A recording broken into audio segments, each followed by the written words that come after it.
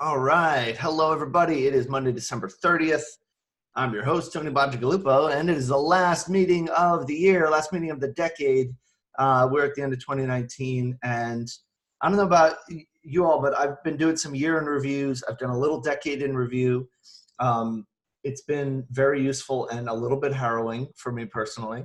I've definitely got big picture thinking on the mind as far as mindset and how to get myself on track for the next decade ahead. So we can talk more about that turn of year, turn of decade stuff. But first, let's just check in with where everyone's at and see how everyone's doing. And tell us about how your holiday experience has been. And Jen, I'll start with you. Jen, how's things where you are? Things are good. My holidays were lovely. We had 17 people over for New Year's Day. 17? Yes, it was fun. And it was good times. So let's see. And for those, I guess it really just Brandon. I don't know if we've been on the call at the same time. I'm Jen from Dane House Co-working in the Chicago suburbs. We are technically closed this week, so Jessica and I are just going super casual and working on projects around the space. I also need to work on our 2020 promo emails today. Tony, I am very interested to hear about the prompts that you have for reviewing the New Year, decade, etc. And then other stuff that I'm working on is we are moving to what we're hoping to open an annex building. And we looked at a new building 2 weeks ago that I kind of like. And I'm going to work with my broker on proposing a management agreement with that landlord. And we've got a few other buildings that we also are interested in. And then another thing is that one of my members is really great at social media advertising, Google ads, things like that. And he's actually offered to run and maintain a Google ad campaign for our conference rooms, for offsites. So we're going to do a landing page, and he's being super generous. Like, he's going to basically front the money, and then he's just asking that we pay him on a per booking basis. So he said, as long as I make 2x or so, I'm happy. So we just need to get that going, because I really think that offsites and like all day things are so lucrative. We just had another one come in. Oh, and so this is a really cool moment. So yeah, everyone says that in December, co-working spaces often take a dip as far as revenue. We actually had our second highest month in December. I know. Wow. So really excited about that. And that's it. Congrats, Jen. That's great. And can you attribute that to anything in particular? I think it was the offsites. I think that we just had a lot more people booking, and we had a couple of people book this month for stuff like in January. So it's like they wanted to get those bookings in before the end of the year. Oh, I see. Yeah. Spend your money now while you still can. I think that was a lot of it. Yeah. Yeah. And like we literally just had one come in this morning as well. So I really want to hit that, because those are so easy. I can do them all day long, and and they're very lucrative. Great. Yeah. I mean, if you can pad the margins that way, that would be good. That would be awesome. Mm-hmm. Yeah. Cool. Yeah. I mean, actually, people like businesses especially are trying to find ways to spend, like to log business expenses now to lessen their taxes. And so I wonder if I've never heard someone try this, but I wonder if there's a way to get, to offer up like, hey, prepay now, prepay your membership for next year, get a discount 1% per month that you prepay or whatever it is. Right. And like, or something like that, right? Like whatever the thing is, and save on your taxes. The more you spend, yeah. Now I'm really tempted to like put out a Facebook ad about something like that and just see what happens. I mean, that's the beauty of Facebook ads. You can just drop them and see what difference they make. Yeah, throw spaghetti at the wall, see what lands.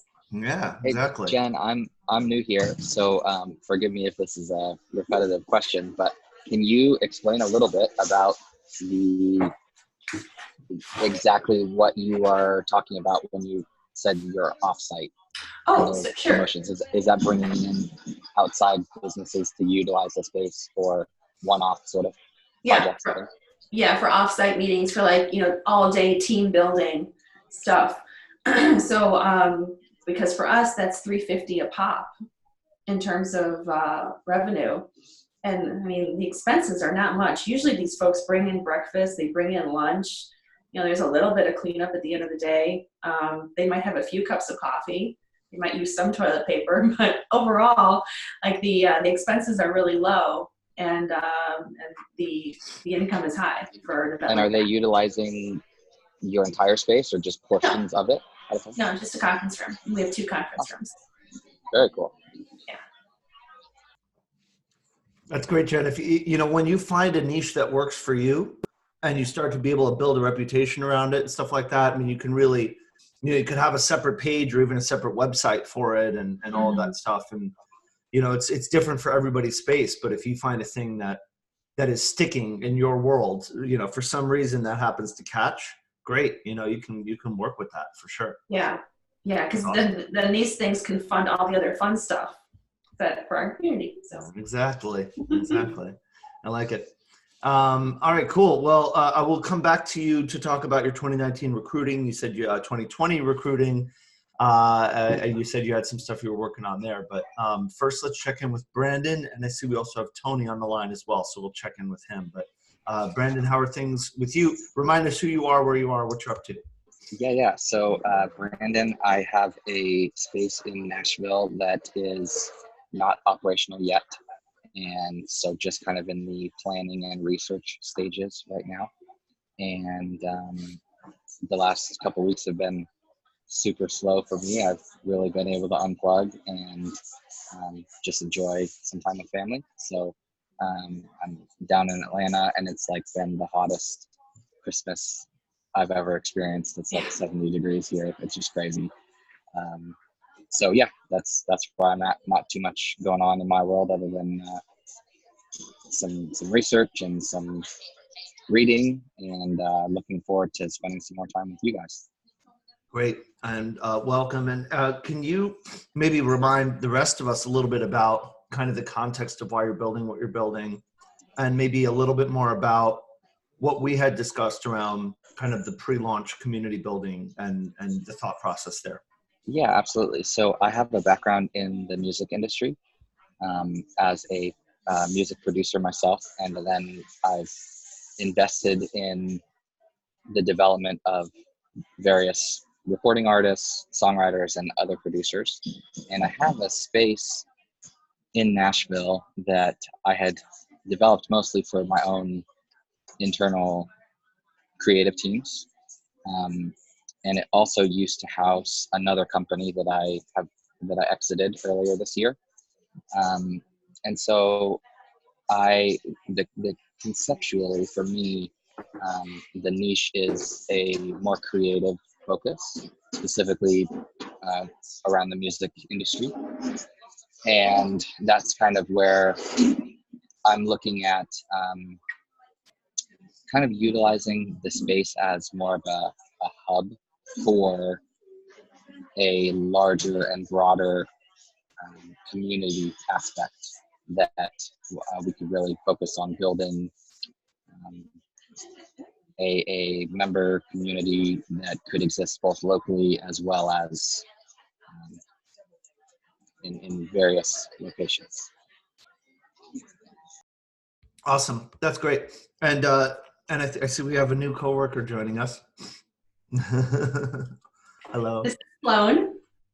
Hey. Oh, that was Sloan. Bye, Sloan. Oh, wait, Sloan's getting a costume on.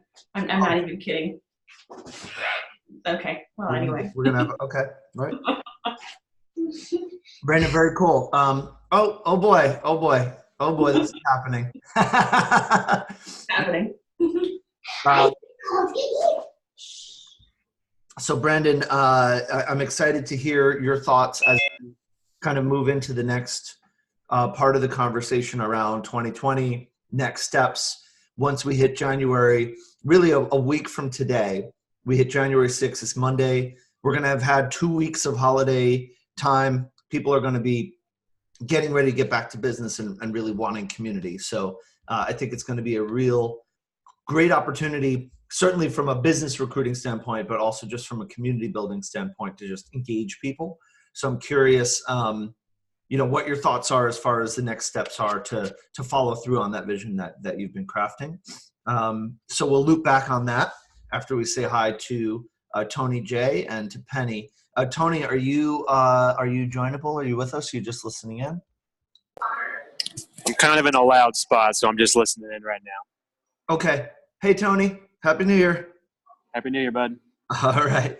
If there's anything you want to chime in with, just unmute, let me know, or drop in the chat, and we'll slot you in. In the meantime, I'll just keep going right on to Penny. Penny, hello. How are you? Welcome. Happy almost New Year.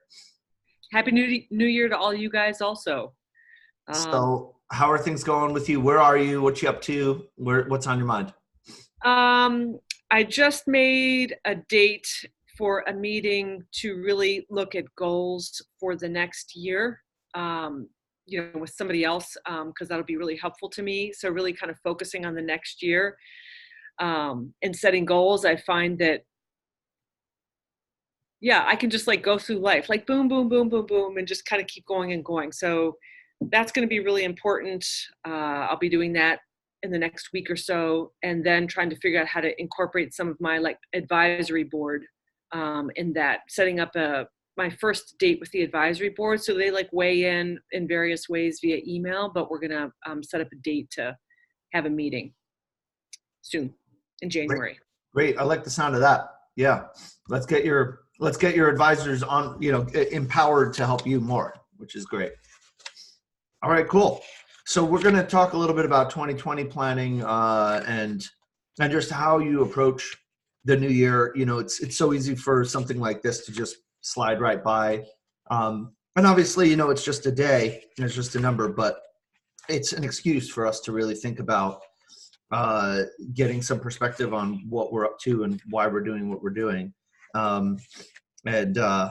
So I'm paging through I have my Unravel Your Year 2020 thing, which I had mentioned in a previous call. It's a free printable PDF by this woman, Susanna Conway. And it's like a million pages, but I kind of whittled it down to just like the really important parts, which is like reviewing the year behind and reviewing the year ahead. And it's like, kind of like what happened this past year. What were the highlights, the lowlights? What were things you learned? What were the gifts? What are things you need to say goodbye to? And then doing some of those things over the year, over the past 10 years.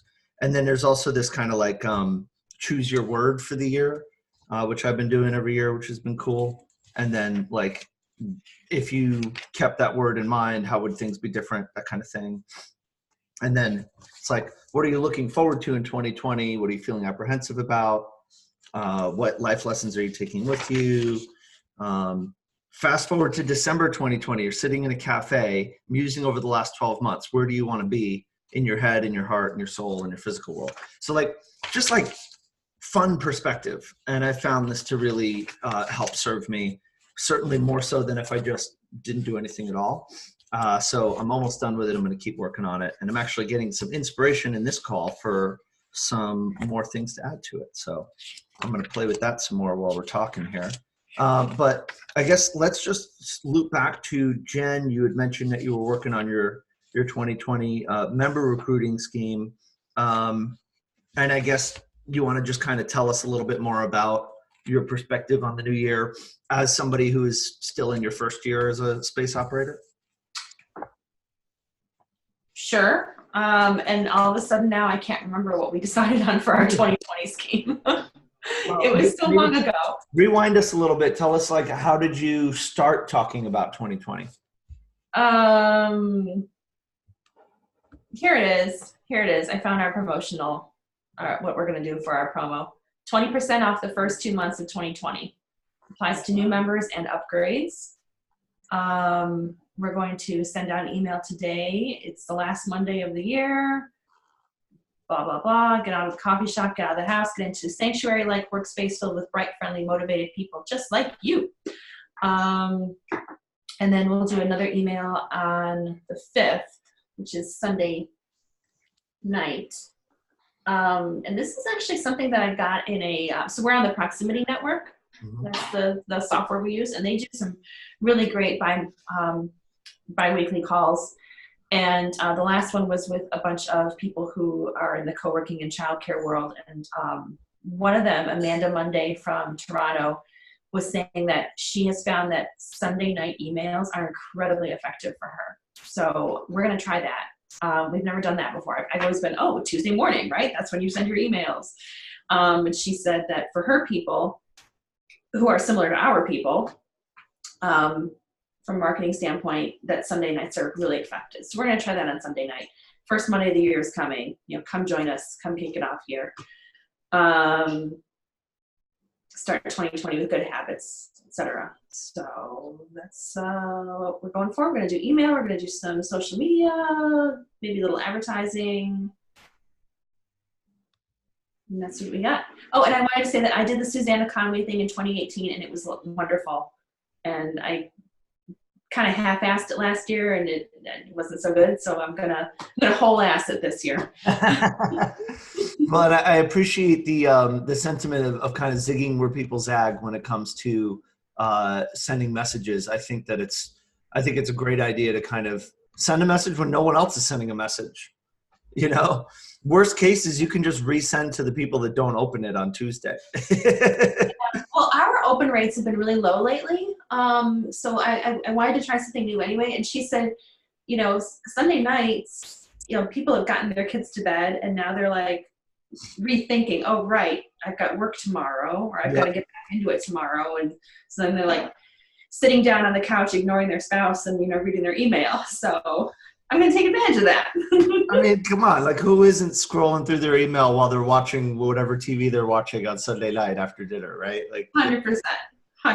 Now they might not be looking to do business at that point, right? But they're at least gonna like get it kind of in their head, like, oh, I got to check this out for tomorrow. Yeah, I will flag that and read it later. Yeah, exactly.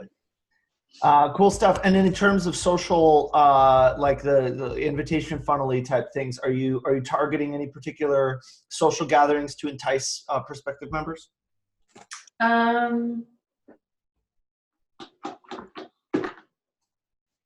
don't know if we are or not. I can't remember. We talked about that on the last call. That's we're having limited success with that, and I was thinking about that. I was thinking about I know that New York City was massively successful with that, and I was thinking about okay, well, why aren't we? And I do wonder if some of it is demographic difference. We're working with older people who've got kids, and it's like, I don't want to go to an event. I want to get my shit done and, get in, get out, have a nice chat at the coffee with somebody, and, maybe go to a lunchtime thing, maybe if someone drags me to it. I don't know. I don't know that is what's bringing people in the door. And I could be very wrong. As we established at the top of the call, we're still young and naive. So, but, I'm just thinking about my average member who's in their 40s and they've got kids in school, and we live in a not predominantly Jewish, but a heavily Jewish community. So a lot of folks go to synagogue and they know a ton of people from there. And so I don't know, maybe they're not really looking for, once they get here and find out how cool everyone is, then that's one thing, but that might not be the hook to get them in. Yeah, it makes sense. And, I feel like listening to your community and not necessarily just doing whatever they say, but just recognizing that what you envision or what I envision versus who they actually are two very different things. And you don't really know it until you start running your space and you start seeing actual empirical information. And so I'm inclined to say that, if that's what people are telling you, then we roll with it, right? And then we find ways to build good culture that's compatible with their needs. Yeah. So what are the ways that they would interact? Because, like everybody's busy. And you might say like, I'm a 40-something mom and I'm busy, but I could say I'm a 20-something startup founder in New York and I'm busy, right? And so like everybody's busy. It's just a matter of like, in what way are you busy where you also have a need, where that need is the thing where you say, oh shoot, I'll drop everything for that, right? And so like, if I'm going after 20-something startup founders in New York, it might be like having a venture capitalist come and answer their questions about how to get funding. Where it's like, oh man, I'm busy, but I'm dropping everything to come to that meeting, right? And I'm wondering like, what that equivalent is in your world. And it sounds like you're already getting a lot of information just from this past, 9 months or so, of what gets people in the door and what doesn't. Mm-hmm. So it might just be a matter of that. I'm just thinking in terms of how you can differentiate from the office rental place down the street, Mm-hmm. right? That, is there some kind of something that you can do to sweeten the pot, create some sense of urgency that, maybe doesn't ask too much from people in terms of their time, but also still gives people a meaningful experience beyond just renting space from you. Do you have any thoughts as far as like how to kind of strike that balance? Not necessarily. Okay. I realize I'm like, just like grilling you all of a sudden, but I figured I'd just kind of like throw it at you to see what your thoughts were on it. We can talk through it some more as we walk through it. But you do have stuff on the calendar for next month, right? So We do. And I'm pulling it up. I've been took such a nice mental break good. past week. What do we have? I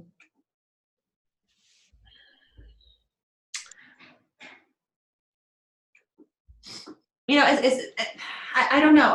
I'm really not sure. I'm looking at our January events, and I'm not sure what's going to be the thing to like get people in. I feel like it's going to have to be kind of like an overview of this is the wonderful things that happen here, and this is what happens to you when you participate. And I like the idea of educating people about, hey, here's the value you get from participating, and then kind of let people self-select from there. Yeah, we do have there's a day off from school coming up, because there's a day off of school all the time. So we've got like a kids art class coming up. That could be a good thing. Yeah, I don't know. I mean, we've tried publicizing a couple of our different events and using them as invitation funnels, and it kind of goes over as a lead balloon. Yeah, I'm thinking about how we might reapproach it. I feel like there might be another way of approaching the conversation. Either by going with, first of all, just like going with what people are telling you as members and trying to lean into that, like doing some listening and letting them tell you. When I look at their pain points here on my wall from yes. Is this left over from the town hall? This is left over from the town hall. I thought about taking it down, but like I keep looking at it, and it's highly useful. People meal planning came up a whole bunch. So I'm actually talking to a private chef right now about how can we solve that problem. So balancing kids' schedules and home management and meals. Again, meals came up like 4 different times.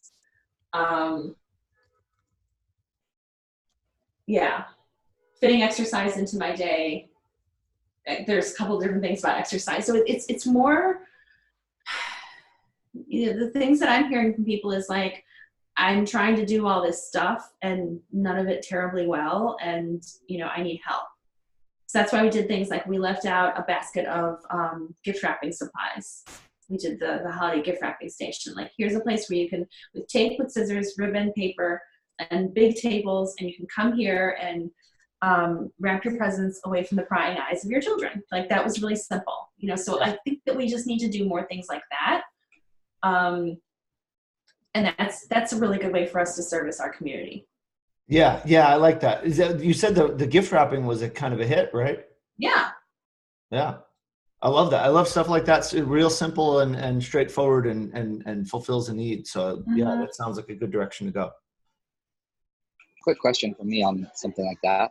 Yeah. Is there a way within either the platforms you guys use or that's worked for anybody in terms of soliciting that sort of feedback or those ideas from members of your community to say, actually, this is something that would be hugely helpful, and kind of track and prioritize those ideas? Is anyone using anything effectively for that?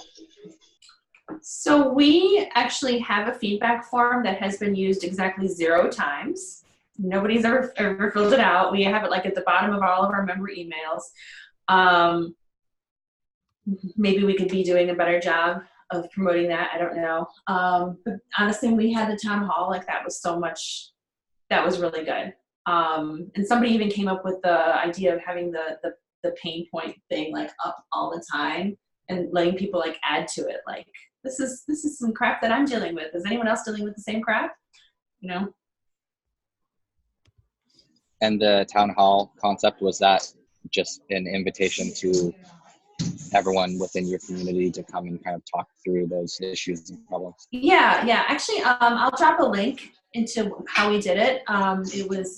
It was part lunch. It was a part report from me and Jessica, you know, the state of the space sort of thing. You know, where we've been, where we're going, our goals, some hoorays. And then we had these, I'll tilt the monitor again. So we had all these different, these are all different pieces of large paper. And then people went around the room and they stuck things to them. So it's like, what are ideas for events? You know, what's some feedback about the physical building, this physical space? What are your pain points? We had one for miscellaneous that had some prompts, like what's the best way to communicate with other members? And then because we have a childcare program, tell us about some prompts for childcare stuff. So that was enormously valuable, and I'm so glad we did it. And that's why it's all still up, because I keep looking at it. That's awesome. I think that's really cool. So should I be thinking about doing that town hall at like 6 months? Would that be long enough time to have been doing this, you think? I'd say at a minimum. You kind of feel when a town hall is needed, but you know, probably 12 months is like kind of the norm. But if it's your first 6 months and you're having big existential questions about the decisions you've made about how to start approaching your co-working space, it's totally fine to go for it. Yeah. You can also, you don't need to give it the gravitas of a town hall. You can, you know, have something without that language to just say like, hey, let's get together and, you know, talk about how things are going with the space, talk about the memberships, blah, blah, blah, you know. And it's a nice way to get a little bit of like focus group. If you're thinking of changing the membership structure or something, people can give you feedback. And it's nice, you know, if people really have bought into what you're doing, they'll give you honest feedback, and they'll, you know, I've had people tell me I'm not charging enough, which is pretty handy to hear. So yeah. I was going to also say, what was I going to say about what you were just saying? I don't remember now. Crap. Okay. Well, I'll come back to it. Just Brendan, in terms of reaching people and getting their feedback, I think the general rule is that we want to find ways for people to offer that in a really relaxed and personal and human way. So like the survey type thing will yield responses sometimes, but oftentimes it won't. Whereas if you really want to reliably capture some information, it helps, first and foremost, the best way is just to ask people. One of my tricks when you have a space is simply to show up early, hang out in the kitchen, and just catch people as they're coming in, when they're making their coffee, when they're away from their computer screens and they have a few minutes to chit chat while they wait for the coffee to percolate. It's a time when people are a little bit more relaxed and ready to chat. And that's also when it's a good time to conjure up what their interests are and what kinds of event programming might be appropriate. Like I've learned like how many of my members are World Cup soccer fanatics, you know, that way. And then it's really easy to say like, well, you know, what if we book out a conference room to just watch the soccer games while we're working? And, you know, it's all of a sudden it's a huge hit. So like in person, face to face, just hanging out and chatting is probably your best bet. And then to extend what Jen was just describing, I'd say like creating ways for the members to share ideas together, whether that's like a physical board with, you know, a blackboard or a whiteboard or Post-it notes or whatever. At Office Nomads in Seattle, they have the back side of the bathroom door is a chalkboard. And so they have different, like, they use that for like funny prompts, but they could use that for something more serious too. So sometimes it's nice to just create a little bit of like a playful, serendipitous space for people to share their ideas. And that could be applied to a lot of other uses as well, right? It could be share your wins, or, you know, or like what are events in town we should know about, or, you know, your dreams for 2020 or whatever it is.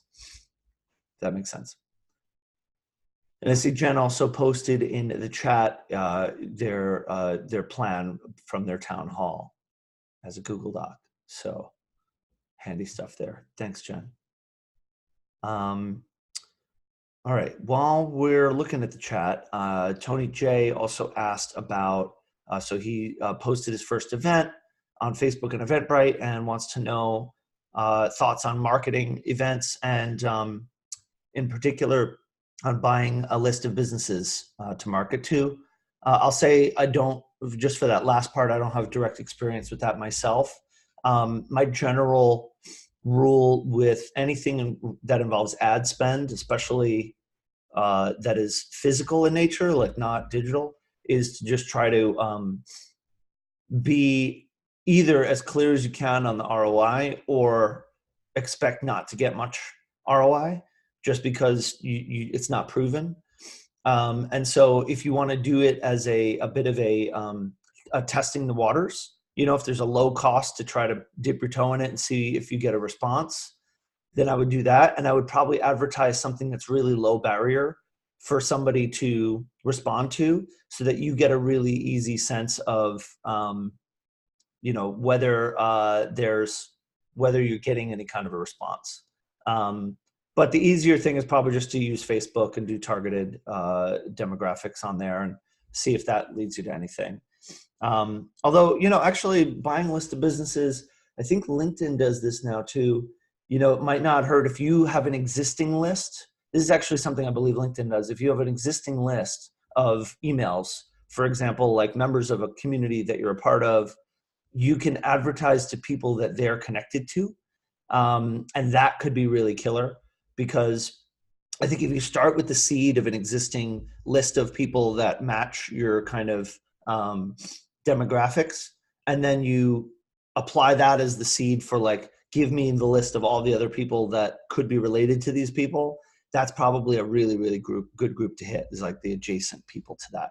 So I'd recommend doing some research on that.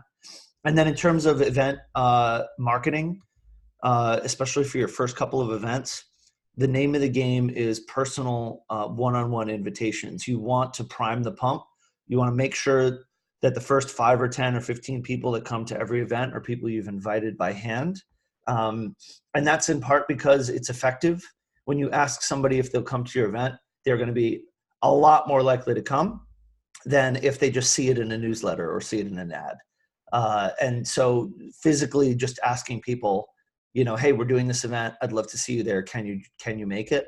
You ask 20 people, 10 people say yes, 15 people say yes, 10 people show up. You're going to have a really, really good base to build off of. And if you contrast this to what happens if you don't do that, if you just rely on digital marketing or traditional marketing, you never actually physically invite another human, you're going to have a list of people who say they're coming on Facebook, a list of people who say they're coming on Eventbrite, and you don't necessarily know who any of those people are. You don't know how many of them are going to show up or how they're going to be when they show up.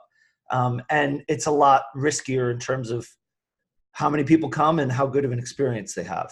And I've been in that position. I've made that mistake many, many times. And it's just, you end up being a lot more nervous leading up to the start.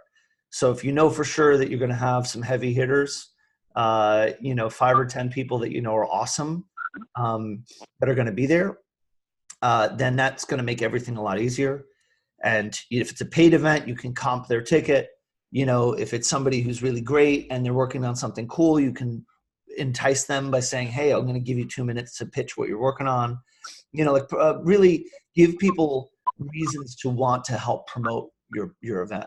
And I'd say I'm segueing to third tip on that, which is if you engage other local community leaders, people who have connections, people who run the local Facebook groups for entrepreneurs in your city or whatever it is, if you befriend those people, offer to cross promote, offer for them to come, you know, and speak at your event, things like that, the more excuses that they have to promote you, the easier your life will be. And so, you know, even to say, like, if you know somebody in town who's well connected, who knows a lot of people who should be at your event, you invite them to come speak, they say yes, you could whip up a little speaker graphic for them, you know, make them a little square, a little rectangle graphic with their picture on it and with the details of your event, and then post it to your social feed and invite them to post back, you know, and like those kinds of little discovery things make it so powerful if you get into the feed of somebody who knows the people that you should know, right? And so if, you know, and appeal to their ego. People like to see their picture looking pretty, and, you know, so if it's that person's picture, your event details, and that goes on Instagram and Twitter and Facebook, and they reshare it, then now you're getting exposed to their community. And so that can happen even in really a micro sense, just a few people. But that's really the most effective way to get really quality people to show up at your event. And then hopefully the rest of the digital marketing stuff will help pad the numbers and get you up there. But, you know, this way you know for sure what you're up against. Jen mentioned in the chat, Jen, you said you sent personal invites to 30 people to your Pass the Pineapple event. You got 7 quality people. You want to just say a little more about that? Yeah, we just made a list of folks that were not Day House members, but that I knew through networking or whatever, and targeted people that we knew would want to network with others. Reached out to them via email, via LinkedIn, Facebook Messenger, however I was connected with them best. And, you know, kept track on an Excel spreadsheet. Most people said, you know, sorry, I can't make it. But a few people said, yeah, that sounds great. And we didn't charge them, you know, because it's, again, it's a low cost event and it's about getting them in the door. And then one thing that we do with this event is when we go around the circle, we do a really quick intro of our names, our business, and everyone has to have an ask and a give. And then somebody is a note taker. This time it was me. And so then after the event, we all, I sent out an email to everybody with their names, their addresses, or their emails, name of their business, their title, and their ask and their give. So that way that keeps it going. That's awesome. I feel like that format, you know, if you feel like the format's working for you and the people who show up have a good time, that's probably what you want to double down on then, you know, is just keep refining that and making it really, really great. And then it will develop a sense of legend for itself. So yeah, that's great. One of the notes that I was making in my plan was just to, you know, for myself, I'm so much more likely to promote a program and really make it good and get a lot of people to come if I'm excited to run it. And so, you know, so much of what goes into this business, especially in co-working, is our own humanity and our own needs. You know, we can talk a lot about what works on paper, and, you know, we could even say like, hey, this, you know, Tony says this program is the thing that you should do, you know, for your co-working space. But like, if you're not going to enjoy it, then you're going to, you know, subtly self-sabotage it from working. And, you know, forget to send the reminder email so less people show up, you know. So like, it's so important to, so valuable to find things that work for you, that bring you joy. And then your natural energy is going to really attract people. And I've found that to be true in so many aspects of this, is that your natural energy will attract or repel people, which is why taking care of yourself is important. We've talked about this on an earlier call too, is, you know, if you start to subtly despise some aspect of dealing with the members in your space or prospective members, it's gonna hurt, because people are gonna feel it, even if you hide it really, really well. So the more you're able to monitor your own needs and make the adjustments necessary to account for those needs, the better it's going to work out for your bottom line. Okay, so I see Rachel saying hi. Rachel, do you want to say hello? I see you joined in, and you're using the little feature to say hello. Yes, hi, hello everyone. Happy holidays and happy New Year. Well, I was just listening to, what some of your recommendations are. I guess, I don't know if I got in late, and maybe you may have spoken about this. So reaching out to people, is the best way just simply even email that I'm inviting you, to the event? Is it just as simple as that, or are there some other, tools to do that for an event?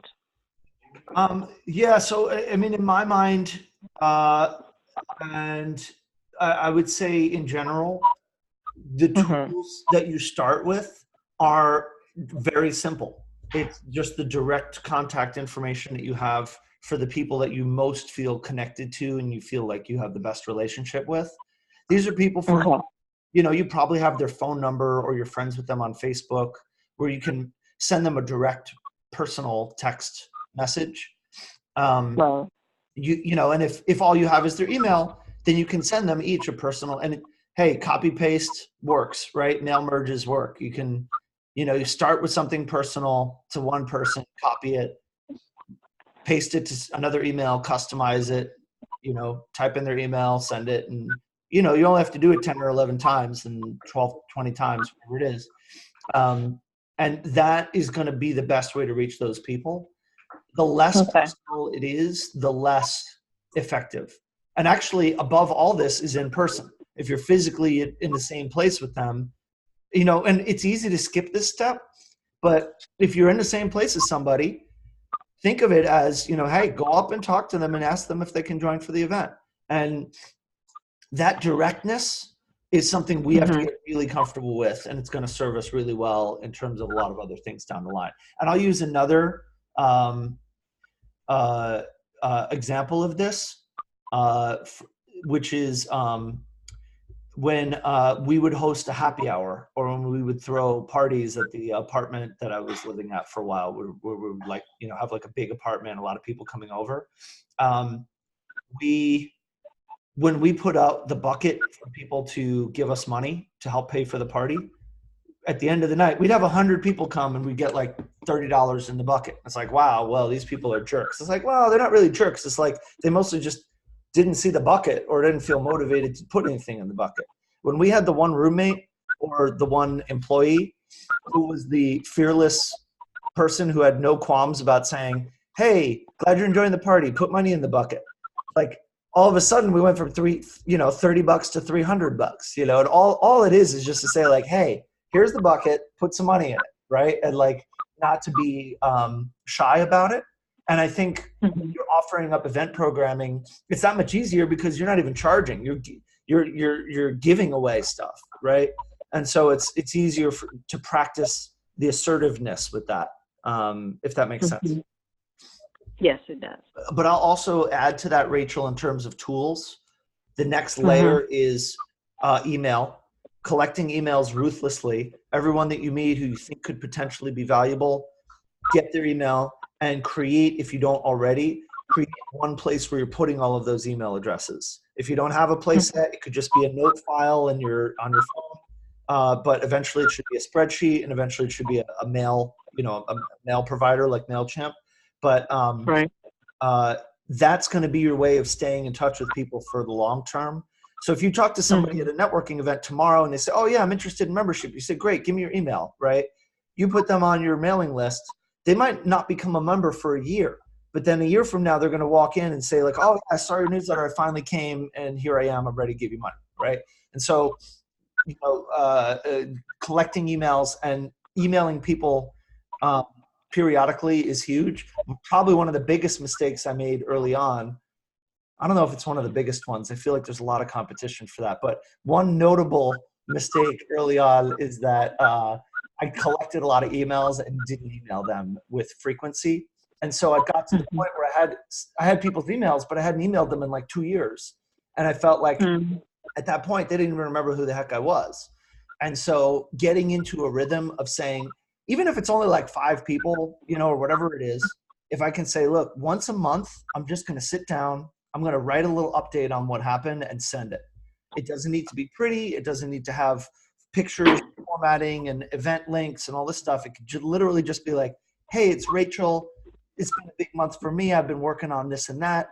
And I'm excited to see where it goes from here. If you want to chat, let me know. By the way, we got this event coming up. Maybe you should join for it, right? Like really easy. But the more important thing is get in that rhythm of, you know, first Monday of the month, send out that newsletter every month and like try to get into that ritual and not let people fall through the cracks. And that will help you feel really connected to what you're doing. There's actually a yoga studio and co-working space in Brooklyn that I'm a big fan of for many reasons, not the least of which is that they're called New Love City. And they're cool, and their yoga style is totally not my style, way too hardcore for me. But their founder sends a personal newsletter email every Sunday, which is like an essay, and then a list of the classes coming up that week. And if she has any big announcements, like a teacher training or whatever, she throws it in there. And like, I haven't set foot in that place in over 2 years, but I still am subscribed to that newsletter just because she writes this really personal, well-written newsletter every week. And I really admire the writing style and the personal nature of it. I feel personally invested, like to the point where even though I really am not even that interested in the studio, if they did like a funding campaign, I'd throw them $10. You know, like just because I like them. Am I making sense as far as that's? Absolutely. And I think I like what you say, that it doesn't have to have pictures and all that, because truthfully, for me, at times that's a hold up, and I'll let my partner / husband, because he's the one who usually has done the MailChimp formatting with the pictures and all that. But sometimes I just want like something quick. I'm like, okay, no picture, no, and I don't have time. But I think that's a good point, that maybe we don't have to wait for it to look, you know, perfect. I can't tell you how many MailChimp newsletter drafts are rotting in my MailChimp that just never got sent because I put hours of work into it and it got all messed up with the formatting and it never looked right, blah, blah, blah, blah, blah, right? And and then at the end of the day, you know, an email that's really quick and easy for someone to read is probably going to get your best response. Right. And for example, like Jen just pasted into the chat the text of the email that she sends to promote her Pass the Pineapple. And it's like one paragraph, you know, and like, that's all you need, you know, and especially early on, you know, you can get fancier when you're ready to get fancier, but I'd rather you send it out. And there's honestly a little bit of an appeal to like, if you get an email that looks like it's actually just like a person just sat down and wrote the email to you, just, there's an allure to that, right? There's something beautiful about that. So yeah, I highly, highly encourage that. And hey, you know, we're at the turn of the year, so now's a great time to send even just a little note of salutation to say like, hey, this is what my year's been like. Shoot, you know what? I need to do this. I haven't sent an email to any of my email lists in so long. I'm totally making a note to do this right now. So I want to second everything Tony's been saying, and I started to do that early on, is just collecting everybody's email address. So any therapist I could find anywhere. And then if I met the mayor or the county executive, or I don't know, some dude who thought maybe I'd be a nice match for his, a potential landlord who was a nice guy, and I collected all of those email addresses. And I continue to send something out, and it's not quite regular. It's about every 5 to 7 weeks, because that's about all I can manage in my life, is I can't manage pure regularity.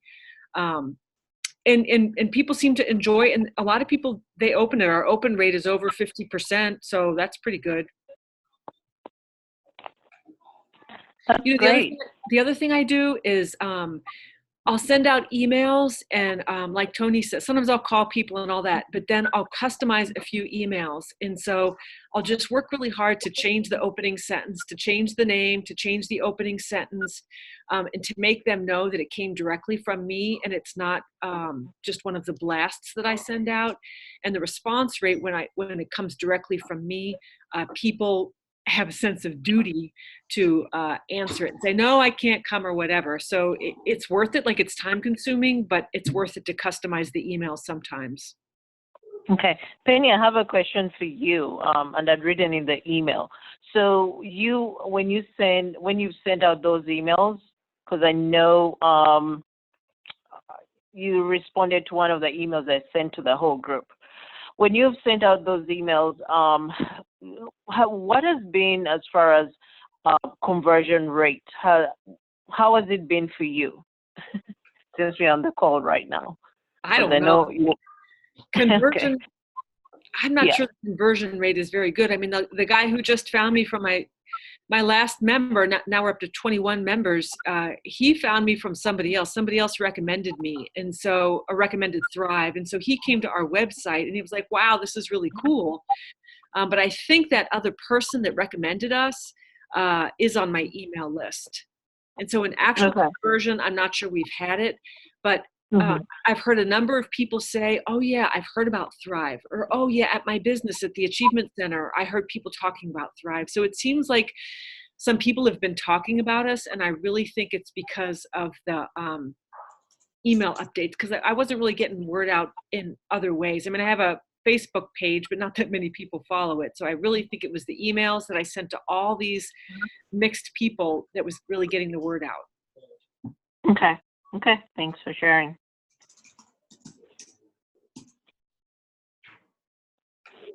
Tony, you're muted. Thank you, Jen. I'll say, coming back to the whole idea of enjoying this and caring for ourselves, if you can build some sense that really works for you of a cultural core around you, of people that you love, people who love you, people who love your space, it makes everything easier. It definitely helps with the business and the marketing and all that to have other people who are going to evangelize you. But from a self-care perspective, if you just know that there's 5 or 10 people that you can count on who really believe in what you're doing, and they'll show up to your events and they'll be the first people to back your Kickstarter and whatever, everything gets easier. And so the more you can personalize, if you identify who those people are, who maybe they're already in your equation, maybe they're people where you're like, wow, that person, I got a good vibe from them. They're not a part of my world yet, but I'd like for them to be. I would over-invest in 5 or 10 people, and then let that radiate good energy outward to attract the next 100. Okay, great idea. All right, y'all, 2 minutes left until the top of the hour. What are our hopes and dreams for 2020? Tell me what's on your mind, what's in your heart. What are you hoping for next year? All right, Rachel here, because I have it right on my mind, and I wanted that to be talked about. Well, first of all, my word, I tend to get my word. My word is saying yes for the new year. But then the vision I have is growth and expansion. Those are just summary. That's it for me. Great. Love it. You can use that in so many different contexts, right? Because there's business expansion, but then there's personal expansion and physical expansion, right? So that's great. Yes, exactly. Yeah. Cool. Who else has something to share? For me, I'll say creating culture. I just listened to an interview of Daniel Coyle, and he wrote a book called The Culture Code. And that really is the biggest reason I created this co-working space, is because I'm really sold on the value of community. And so I want this to be a really healthy community. So I'm really going to be figuring out how to do that. So, I mean, there's certain things I know, like, I don't know, be kind to people and listen well. But beyond that, I don't really know how to create a good culture. And that's what I want to do here. And if I develop any expertise in that at all, I would love to be able to help other groups do that. I think that's part of my calling, is to help with people create good cultures. I love that. That's really, really great. Cool. We are going to open our annex location, whatever building that is, but it's going to be here in the same town. And then we will be on our way to opening a second full-fledged location in another town. Woo woo. And then the world. I'm going to focus on, continue focus on kind of inner growth and understanding myself better. But in addition to that, I want to really direct more of my energy next year towards doing work that is purpose driven, as opposed to, you know, just doing like consults where like I do good work, but it's work for money. And so it's I want to get more into the purpose driven direction with a lot of my work, and then kind of adjust how we approach this group to help support that better in a way that's more valuable for you guys as well. So I hope to have more to share around that real soon. Great. Anybody else? Y'all, I'm excited for this coming decade. This past decade was one in which co-working went from an obscure thing. Brandon was talking. To a Brandon. Oh, Brandon. Oh, sure, yeah. What's up? Sorry, I think my connection is not super great. I was just going to share that this year has been a really big transition for me, and so most of my focus in 2020 is I'm really excited to be looking into my next ventures and kind of building something new. Yeah, this next year is going to be a big one for you. I'm excited for you. Yeah, I'm excited to be connecting with all you guys. Thanks so much for sharing all of your insight, and look forward to continuing to connect with all of you in this group. Sounds great, Brandon. And yeah, it's going to be a big year for all of us, I think, and a big decade ahead. You know, the world has changed so tremendously the last 10 years with the way that people work, the way that people relate to their livelihoods and where they work and all of that. And co-working's played a pretty significant role in that. And now we have a decade ahead of us where I think the landscape is changing significantly, you know, and WeWork collapsing at the end of this year kind of really paves the way for, you know, probably more corporate stuff to happen, but more really interesting stuff to happen. And we see this in this group where we have people in this group who are, you know, focusing on wellness practitioners and families and parents and kids and creative industries. And I think that flourishing is going to continue for a long, long time. And we all get to be a part of it and we all get to create it together. So, you know, 10 years from now, we can look back on this decade and say that we played a pretty significant role in making it better for a lot of people. So I'm glad that we get to talk about how we're all doing that together in this group. And I'm very grateful for all of you to be a part of it, all of the contributions you make by showing up and participating. So thank all of you. And I'll see you in a week in the new year. All right. See you. Happy New Year, everyone. All right. Take care, Happy everyone. New Year, guys. Keep being great. Bye. Bye.